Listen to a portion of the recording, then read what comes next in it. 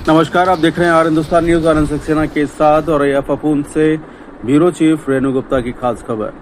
Block अचलदा के अंतर्गत आने वाली ग्राम पंचायत धर्मपुर जहूर अली के ग्राम पूर्वा मकू में ग्रामीणों ने सड़क निर्माण की मांग को लेकर जोरदार विरोध प्रदर्शन किया।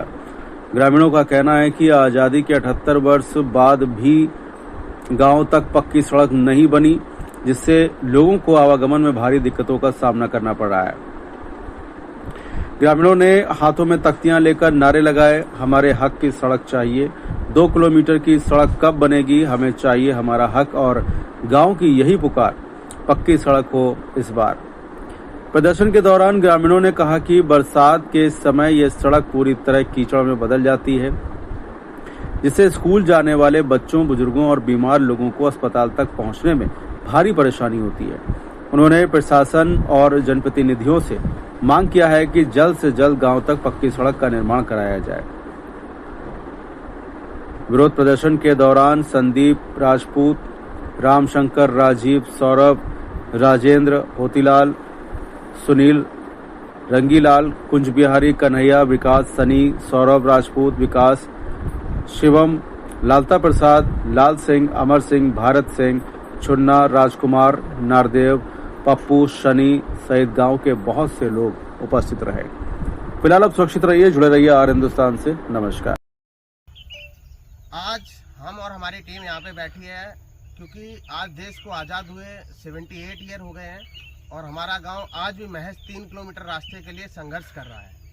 आज जब हमारा देश, भारत देश AI, रोबोटिक जैसे विषयों पर चर्चा कर रहा है, तब हम महज हमारे गांव के निवासी और हम युवा साथी महज 3 किलोमीटर के सड़क के लिए संघर्ष कर रहे हैं।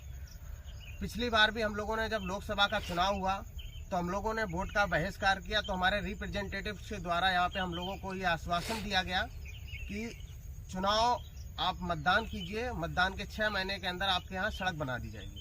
आज दिन तक कोई सुनवाई नहीं है, कोई किसी का ध्यान हमारे गाँव की तरफ आकर्षित नहीं हुआ है। और हम पुनः अपने सारे रिप्रेजेंटेटिव से ये कहना चाहते हैं कि सरकार आपको पैसा देती है, सरकार ये आपको बताती है कि आप गांव-गांव जाइए, आप गली-गली जाइए, लोगों की समस्याओं का निवारण कीजिए। बट हमारे यहाँ के नेताएं क्या करते हैं? हमारे यहाँ के नेता सिर्फ अपनी जेब भरने का काम करते हैं, सिर्फ उन्हें अपने आप से मतलब है, किसी गाँव के कोई विकास से मतलब नहीं है। तो हम युवाओं का ये कहना है कि हमारे हक की हमें सड़क चाहिए, सिर्फ 3 किलोमीटर की सड़क। आज हम जहाँ सेंटर पॉइंट समझिए, जिस टाइम बरसात का समय होता है, ये कीचड़, ये सड़क आप समझो तालाब बन जाता है। यहाँ पर अगर कोई पेशेंट बीमार हो जाए ना, हमारे गांव में कोई भी मरीज होता है, उसको हम हॉस्पिटल तक नहीं ले जा सकते। इतनी दिक्कतें, हम लोगों को दिक्कतों का सामना करना पड़ता है। और हमारे नेता जितने भी हैं हमारे, हमें सिर्फ आश्वासन देते हैं। सरकार हमारी ग्राम पंचायत में पैसे भेजती है, सारे काम के लिए पैसे भेजती है, लेकिन हमारे यहाँ कोई ऐसा काम अभी तक नहीं हुआ है। आप सड़क का एग्जाम्पल देख पा रहे हैं। ऐसे ही हमारे यहाँ कोई भी सुविधाएं किसी व्यक्ति को नहीं है। सारे पैसा जो हमारे नेतागण हैं वो अपने जेब में रख लेते हैं। कोई भी पैसा पब्लिक यानी कि समाज के कल्याण के लिए अब तक कोई भी पैसा नहीं लगाया गया है। यहाँ पे अपनी जो गाँव की मुख्य सड़क है उस पर जा रहे हैं। आप लोग ये देख रहे होंगे निकलने में कितनी दिक्कत हो रही है। जब 2005 में मनरेगा आया, सरकार इस उद्देश्य से मनरेगा को लेके आई ताकि गांव में विकास हो सके।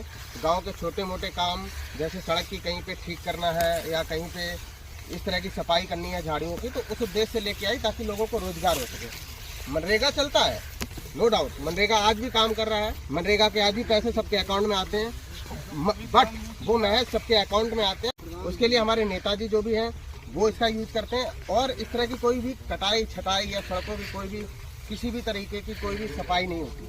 आप देख रहे होंगे कच्ची सड़क, साथ में इतनी बड़ी झाड़, जिससे लोगों को निकलने में बहुत बड़ी प्रॉब्लम। योगी जी ध्यान दो, योगी जी ध्यान दो।